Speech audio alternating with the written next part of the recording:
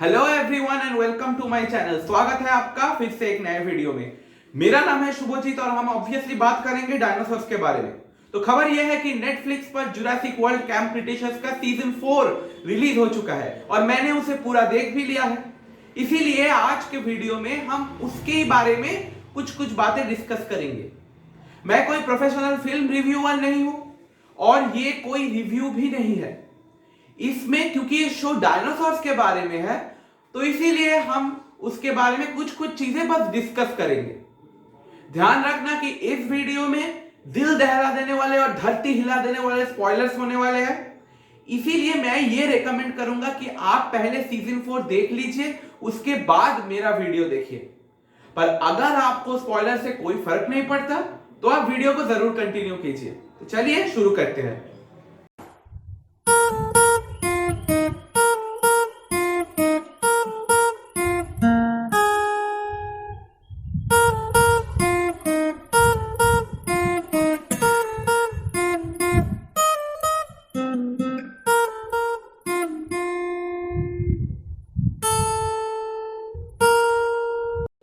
तो सबसे पहले जिसके बारे में मैं बात करना चाहूंगा वो ये है कि सीजन 3 के एंड में हम लोगों ने देखा था कि बोट पर कोई डायनासोर आ चुका है और बोट में एक बंद दरवाजे के पीछे कोई डायनासोर आवाज कर रहा है। फैंस का सर चकरा गया, बहुत सारे स्पेक्यूलेशन सामने आने लगे। कुछ लोग सोच रहे थे कि वो एक स्कॉर्पियस रेक्स है, कुछ लोगों का कहना था कि नहीं वो एक बैरियोनिक्स है, कुछ लोग ये भी कह रहे थे कि वो एक वेलोसिरैप्टर है जो कि बोट पर फंस गया है। मगर खोदा पहाड़ निकला चूहा, सोचा था स्कॉर्पियस रेक्स, निकला कॉम्सोग्नेथस। और जुरासिक फ्रेंचाइजी का कॉम्सोग्नेथस भी गलत है। लॉस्ट वर्ल्ड जो मूवी है, सेकंड मूवी, उसमें कॉम्सोग्नेथस का साइंटिफिक नेम बताया गया कॉम्सोग्नेथस ट्रायासिकस। इस नाम का कोई डायनासोर एग्जिस्ट ही नहीं करता था। प्रोकॉम्सोग्नेथस ट्रायासिकस एक डायनासोर था, पर यहां पर इसे साफ साफ कॉम्सोग्नेथस बताया जा रहा है, जो कि बिल्कुल गलत है।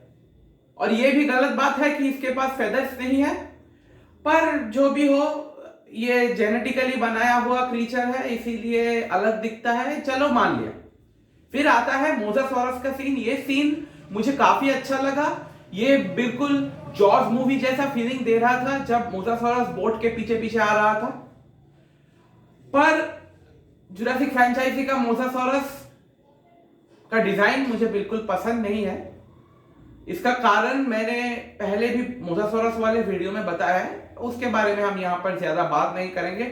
ओवरऑल ये सीन बहुत ही वेल एग्जीक्यूटेड है और मुझे बहुत ही अच्छा लगा। इसके बाद कैंपर्स जब एक नए आइलैंड पर जाते हैं, वहां पर एक डेजर्ट जैसा जगह हमें दिखता है और उसी डेजर्ट में हमें दिखता है एक नया प्रीहिस्टोरिक क्रीचर। नहीं, कोई डायनासोर नहीं, ये एक स्माइलोडॉन है जिसे पॉपुलरली सेबर टूथेड टाइगर कहा जाता है। मगर स्माइलोडॉन को टाइगर कहना साइंटिफिकली गलत है, क्योंकि इसके साथ टाइगर्स का कोई करीबी रिश्ता नहीं था। ये कैट फैमिली का एक एक्सटिंक्ट ग्रुप मैकाइलोडोंटिडाई से बिलोंग करता है और इसीलिए इसे सेबर टूथेड कैट कहना ज्यादा सही होगा। डैरियस एक नर्ड होकर भी यही गलती करता है, उसे सेबर टूथेड टाइगर बुलाता है। डैरियस से मुझे यह उम्मीद नहीं था। आज तक स्माइलोडॉन का 3 स्पीशीज आविष्कार हुआ है, स्माइलोडॉन ग्रासिलिस, स्माइलोडॉन फेटलिस और स्माइलोडॉन पॉपुलेटर। अब कैंप क्रिटेशियस में दिखाया गया स्माइलोडॉन कौन से स्पीशीज का है ये क्लियर नहीं है, पर इसे देखकर ऐसा लगता है कि मैंटाकॉर्प ने जब इस स्माइलोडॉन को बनाया था तब उन्होंने इसमें टाइगर का जीन जरूर डाला होगा, क्योंकि इसका फेस थोड़ा थोड़ा टाइगर जैसा दिखता है और इसके शरीर पर टाइगर जैसे स्ट्राइप्स भी है। जो भी हो, स्माइलोडॉन के जो सीन्स है वो काफी थ्रिलिंग है और मुझे उतना भी बुरा नहीं लगा। फिर इस नए टापू पर हमें टिरानोसॉरस रेक्स का दर्शन हो जाता है। जुरासिक पार्क फ्रेंचाइजी का टीरेक्स पूरी तरह से पैलियोंटोलॉजिकली एक्यूरेट नहीं है, पर क्यों नहीं है, क्या गलत है, उसके डिटेल्स में हम इस वीडियो में नहीं जा रहे। एक चीज यहां पे बहुत इंटरेस्टिंग लगा मुझे, वो ये है कि यहाँ पर जो दो टीरेक्स है वो मदर एंड डॉटर है, और मदर एंड डॉटर के बीच में बॉन्डिंग बहुत अच्छी तरह से दिखाया गया है। एक सीन है जहां पर मदर एंड डॉटर टीरेक्स एक दूसरे के साथ खेल रहे हैं और उनके मुंह पर काट रहे हैं, और डैरियस यहाँ पे कहता है कि ये क्रेनियोफेशियल बाइटिंग को प्रूव करता है।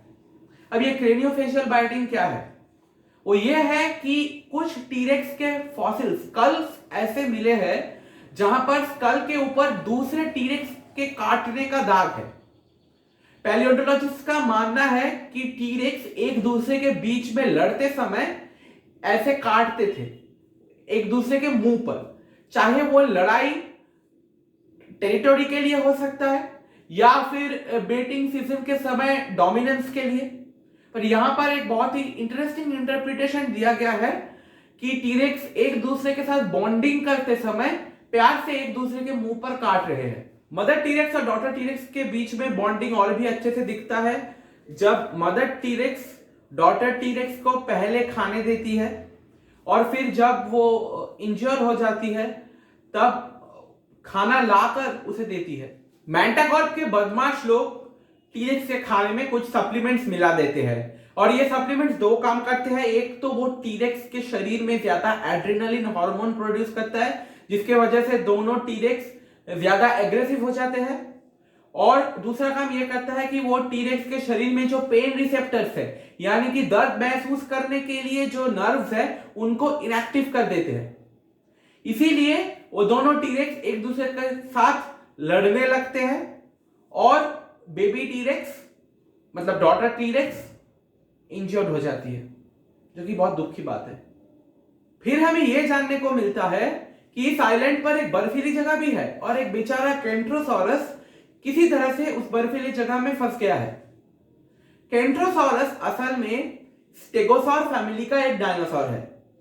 ये कई हद तक स्टेगोसॉरस जैसे ही दिखता है, मगर इसके पीठ पर जो प्लेट्स है वो स्टेगोसॉरस से अलग है, और इसके पीठ और पूंछ पर स्टेगोसॉरस से भी बहुत ज्यादा स्पाइक्स है। अब इसके अलावा केंट्रोसॉरस स्टेगोसॉरस जितना बड़ा भी नहीं था और उतना बल्कि भी नहीं था, मगर कैंप क्रिटेशियस में जिस केंट्रोसॉरस को दिखाया गया है वो असलियत के केंट्रोसॉरस से थोड़ा सा बड़ा भी है और बल्कि भी है। इसका कारण यह हो सकता है कि मैंटाकॉर्प ने जब इस केंट्रोसॉरस को बनाया था तब शायद उसमें स्टेगोसॉरस का डीएनए भी डाला गया था, या फिर यह सिर्फ एक गलती भी हो सकता है। और फिर इस सीजन में वापस आया है एक सुपरस्टार डायनासोर जुरासिक पार्क 3 में, जिसे हमने देखा था, जी हां, स्पाइनोसॉरस। और जुरासिक फ्रेंचाइजी का स्पाइनोसॉरस असली स्पाइनोसॉरस जैसे दूर दूर तक नहीं दिखता है। हाँ, जुरासिक पार्क 3 के समय स्पाइनोसॉरस के बारे में उतना कुछ पता भी नहीं था, इसीलिए उसे कितना बड़ा कार्निवोर बना दिया गया, और यहां पर भी वो ऐसा ही है। इसके बारे में मैंने डिटेल्स में मेरे स्पाइनोसॉरस वाले वीडियो में बात भी किया है, आप जरूर देख लेना। और इस सीजन में स्पाइनोसॉरस पानी में मछली पकड़ने के बजाय रेगिस्तान में घूम रहा है और लोगों को खाने की कोशिश कर रहा है, और सैबरटूथ कैट जो था, जो स्माइलोडॉन था, उसको वो खा लेता है। इस सीजन में एक पैलियोंटोलॉजिस्ट कैरेक्टर भी है, डॉक्टर मे टर्नर, जो कि मैंटाकॉर्प के लिए काम करती है, मगर जो अच्छी इंसान है और कैरेक्टर भी अच्छी है, और वो जिस पर स्टडी कर रही है वो बहुत ही इंटरेस्टिंग टॉपिक है। वो डायनासोर्स के ब्रेन एक्टिविटी पर स्टडी कर रही है, और ब्रेन एक्टिविटी को स्टडी करके वो समझने की कोशिश कर रही है कि डायनासोर्स क्या चाहते हैं, डायनासोर्स क्या कहना चाहते हैं, और कुछ मूवी साइंस की मदद से वो केंट्रोसॉरस, जिसका नाम है पीएस, उससे बात भी कर सकती है। और इस सीजन में मैंटाकॉर्प के लिए काम करने वाला एक बदमाश आदमी है, कैश, जो बात बात पर गुस्सा हो जाता है और जो डायनासोर्स को कंट्रोल करके एक दूसरे के साथ लड़ाना चाहता है, ठीक बिल्कुल जैसे जुरासिक पार्क 3 से लेकर फ्रेंचाइजी के बाकी सारे मूवीज कर रहा है। जो भी, जब मे टर्नर का रिसर्च कैश के हाथ आ जाता है तो वो उसके मदद से एक चिप डिजाइन करता है, जिसके मदद से वो कहता है कि उस चिप को डायनासोर्स के ब्रेन के प्रीफ्रंटल कॉर्टेक्स में डालकर डायनासोर्स को वो पूरी तरह से उनके इशारों पर नचा सकता है। मगर यहां पर गलती यह है कि डायनासोर्स के पास प्रीफ्रंटल कॉर्टेक्स नहीं होते थे। प्रीफ्रंटल कॉर्टेक्स ब्रेन का एक ऐसा हिस्सा है जो कि कॉग्निशन यानी कि सेंसेस, डिसीजन मेकिंग, लर्निंग ऐसे कामों को कंट्रोल करता है, और ये सिर्फ और सिर्फ मैमल्स के पास होता है। बर्ड्स यानी कि मॉडर्न डायनासोर्स के पास भी प्रीफ्रंटल कॉर्टेक्स नहीं होता। बस प्रीफ्रंटल कॉर्टेक्स की तरह ही एक दूसरा ब्रेन का एक पार्ट होता है जिसे निडोपैलियम कहा जाता है, और डायनासोर्स के पास भी शायद ऐसा निडोपैलियम ही होता था, प्रीफ्रंटल कॉर्टेक्स नहीं होता था। और कैश ये चिप सक्सेसफुली एक बच्चा ब्रैकियोसॉरस के ब्रेन में डाल देता है, और यहां पर एक बहुत ही डिस्टर्बिंग सीन है जहां बच्चा ब्रैकियोसॉरस चलने की कोशिश कर रहा है, पर कैश के कंट्रोल की वजह से वो चल नहीं पा रहा। सीन बहुत ही डिस्टर्बिंग है, खासकर एक एनिमेटेड शो के लिए। इस सीजन में सेराटोसॉरस को भी दिखाया गया है, और जिस सेराटोसॉरस को हमने जुरासिक पार्क 3 मूवी में देखा था, और कैम्प क्रिटेशियस के सीजन 2 में भी सेराटोसॉरस था। जुरासिक फ्रेंचाइजी का सेराटोसॉरस असलियत के सेराटोसॉरस से साइज में थोड़ा सा बड़ा है, उसका स्कल स्ट्रक्चर भी थोड़ा सा अलग है, और उसका रिस्ट्स जो कि एक दूसरे की तरफ मुड़े हुए होने चाहिए थे वो नीचे की तरफ मुड़े हुए हैं, जो कि इस फ्रेंचाइजी के सारे डायनासोर्स में है, और ये गलत बात है। पर उम्मीद है जुरासिक वर्ल्ड डोमिनियन में ये चेंज होने वाला है, क्योंकि प्रोलॉग में हमने देखा था कि रेक्सी के जो रिस्ट्स है वो एक दूसरे की तरफ मुड़े हुए हैं एकदम करेक्ट पोजीशन में। और फिर पता नहीं क्यों सिर्फ आम डायनासोर्स दिखाने से इन लोगों का मन नहीं भरता। इस सीजन में भी फिर से एक नया हाइब्रिड डायनासोर है, और किस किस का हाइब्रिड? साइनोसेराटॉप्स और स्पाइनोसोरस, ऐसे दो डायनासोर्स जिनके बीच में दूर दूर तक कोई भी रिश्ता नहीं है, इन दोनों का हाइब्रिड स्पाइनोसेराटॉप्स। तो यहां पर दो बच्चे हाइब्रिड डायनासोर्स है जो दिखते साइनोसेराटॉप्स की तरह ही है, बस इनके पीठ पर स्पाइनोसोरस जैसा एक सेल है। और पता नहीं क्यों यहां पर स्पाइनोसोरस रेगिस्तान में रह रहा है, साइनोसेराटॉप्स शायद जंगल में रह रहा है, और ये इन दोनों का हाइब्रिड बर्फ में रहना पसंद करता है, पता नहीं क्यों। और यहां पर स्पाइनोसोरस मांसाहारी है, साइनोसेराटॉप्स शाकाहारी है, और पता नहीं इन दोनों का हाइब्रिड बर्फ में रहकर क्या खाएगा। और फिर लास्ट वाले एपिसोड में एक और सुपरस्टार डायनासोर वापस आया है। जी हां, डायलोफोसॉरस अपने के साथ, जो कि बहुत ही गलत है, क्योंकि डायलोफोसॉरस के पास कोई फ्रिल या फिर वेनम थूकने का क्षमता था, ऐसा कोई सबूत आज तक नहीं मिला है। और यहां पर जो डायलोफोसॉरस दिखाए गए हैं वो काफी छोटे हैं, असल में डायलोफोसॉरस बहुत ही बड़े होते थे। तो डायनासोर से रिलेटेड जितने सारी बात है वो सारी बात मैंने लगभग कह दिया है। अब मैं कहना चाहूंगा कि मुझे लगा कि इस सीजन में डायनासोर सेकेंडरी कैरेक्टर्स है, प्राइमरी कैरेक्टर है रोबोट्स, क्योंकि इस सीजन में रोबोट्स ही रोबोट्स हैं। हाँ मतलब ठीक है, यहां पर टेक्नोलॉजी बहुत ज्यादा एडवांस्ड है, डायनासोर्स क्लोन हो रहे हैं, ड्रोन्स तक ठीक था, इतने सारे रोबोट्स की क्या जरूरत थी? मतलब एक कुत्ता जैसा रोबोट है जिसका नाम है ब्रैड, और फिर एक 2 पैरों पर चलने वाला छिपकली जैसा रोबोट जिसका नाम है ब्रैड एक्स। मतलब ये जुरासिक फ्रेंचाइजी है या टर्मिनेटर? मतलब ये लोग डायनासोर से ज्यादा रोबोट से भाग रहे हैं। जुरासिक वर्ल्ड डोमिनियन में मैं ऐसे रोबोट्स नहीं देखना चाहता, प्लीज। तो ओवरऑल मैं यही कहना चाहूंगा कि इन 4 सीजन्स में से ये सीजन 4 मेरा सबसे कम फेवरेट सीजन रहा।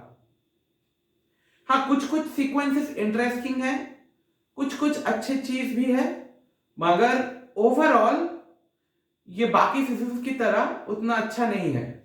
और हाँ, एक बात बताना तो मैं भूल ही गया, इस सीजन में एक चीज अच्छा है, वो ये है कि इसमें बम्पी का एक छोटा सा सीन है और ये सीन बहुत ही इमोशनल सीन है और मुझे बहुत ही अच्छा लगा। बस तो आज के लिए बस इतना ही। आपको कैंप क्रिटेशियस का सीजन 4 कैसा लगा, आप ये मुझे कमेंट्स में जरूर बताइए। क्या क्या बुरा लगा, क्या क्या अच्छा लगा, सब कुछ बताइए। हम फिर मिलेंगे किसी और वीडियो में आज से 6.5 करोड़ साल पहले। बाय। इस वीडियो को लाइक कीजिए, शेयर कीजिए और सब्सक्राइब बटन को तो यार ऐसे दबाओ जैसे कि तुम्हारा हाथ नहीं, डायनासोर का पंजा हो। और हाँ, बेल आइकन भी प्रेस कर देना।